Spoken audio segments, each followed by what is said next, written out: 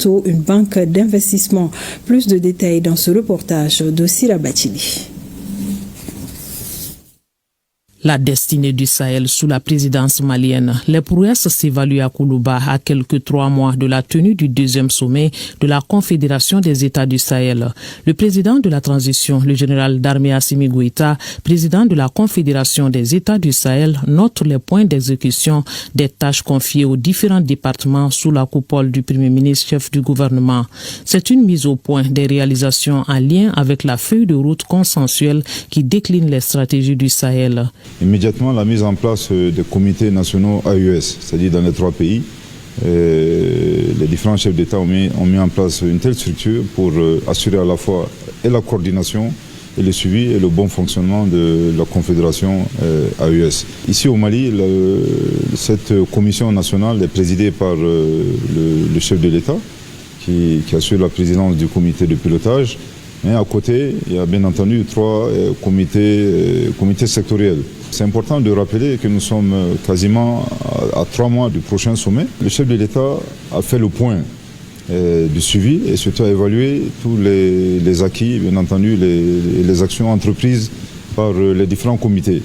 Il a prodigué de conseils très pertinents, et bien entendu, et les stratégies, afin que, s'il plaît à Dieu, dans 3 mois, que tous les objectifs que le Mali s'est assigné dans le cadre de la mise en œuvre de cette feuille de route puissent être valablement réalisés, puissent être valablement atteints. Pour une souveraineté totale, le Sahel met l'accent sur la défense, la diplomatie et le développement. Sur le plan de la défense et de la sécurité, la Confédération a mis en route sa stratégie de défense commune, coordonnant ses efforts militaires pour contrer toute velléité d'ingérence.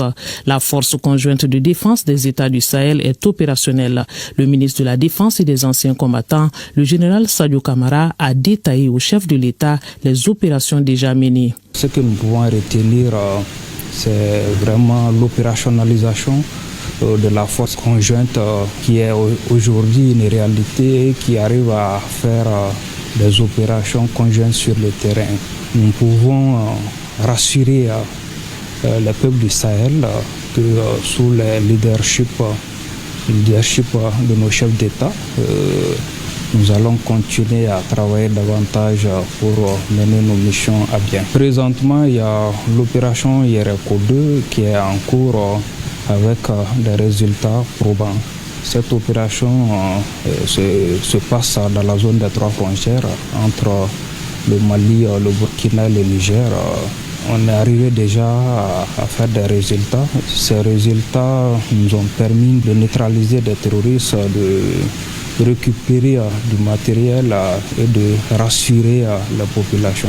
Une vision sécuritaire bien définie donc dans une trajectoire bien tracée, comme acté lors du sommet de Niamey par les présidents Goïta, Tchani et Traoré. L'AES met en avant une diplomatie revitalisée avec de nouveaux objectifs et plus d'engagement à atteindre des objectifs communs.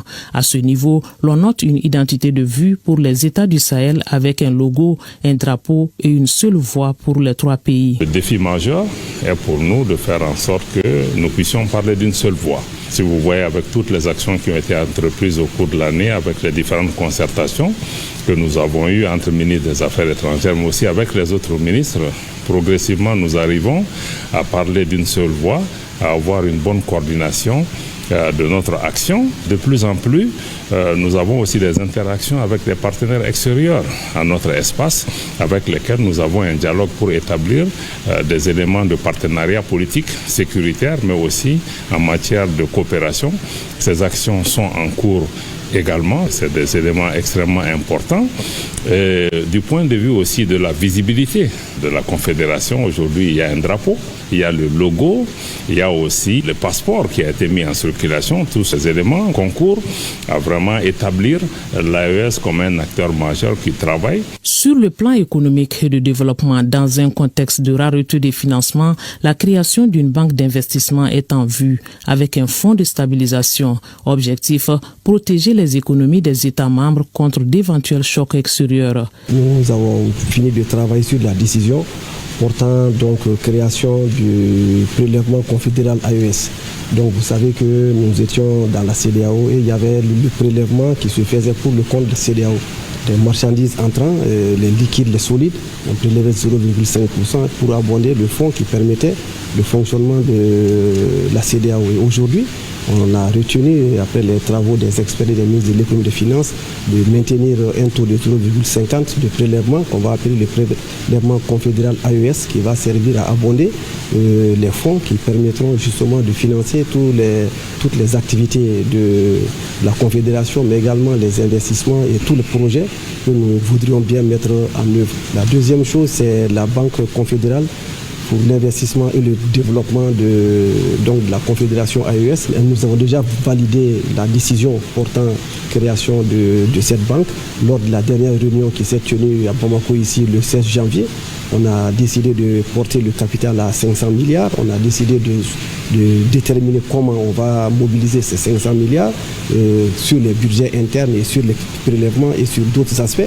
Dans un délai de 9 mois, logiquement, si le calendrier est respecté, nous pouvons commencer à instruire les premiers crédits au niveau de cette banque douane, notamment au Niger, au Burkina, à Bamako. Et ces différentes réunions des douanes ont permis donc de proposer un code des douanes AES et de déterminer un tarif préférentiel AES et de déterminer un tarif intérieur AES. Donc ce qui veut dire que de plus en plus nous allons converger vers un espace douanier unique qui va permettre de favoriser, de faciliter le mouvement des biens. Le tout est soutenu par le volet communication, un maillon essentiel de la chaîne dans un monde en guerre informationnelle. Il faut être proactif et couper court à la désinformation. Nous sommes dans un contexte de guerre informationnelle. Tous les États de l'AES sont victimes de ce terrorisme médiatique. Donc le pilier communication est extrêmement important pour toujours expliquer un peu la démarche du leadership de la Confédération des États de l'AES, les objectifs recherchés par cette confédération. Le ministre de la Communication et de l'économie numérique a eu également eu l'opportunité d'exposer au chef de l'État les démarches entreprises afin que certains engagements présidentiels puissent être réalisés avant la fin de la présidence malienne. Je voudrais ici évoquer la création d'une télé AES. Toutes ces activités visent un même objectif. D'abord, c'est la souveraineté pleine et entière des États de la Confédération du Sahel, donc AES, la prospérité des populations et surtout, bien entendu, des questions de défense et de sécurité afin que cet espace soit bien défendu, bien sécurisé et que la souveraineté soit totalement pleine et entière au profit de nos populations, conformément à la vision de nos trois leaders. La souveraineté étant économique, un cadre de coordination des actions du secteur privé pour le développement économique de la région a été activé. Il s'agit donc de densifier les échanges commerciaux entre les États du Sahel avec la valorisation des ressources locales. Malgré les péripéties, la Confédération tient bon avec le peuple qui reste son centre de gravité.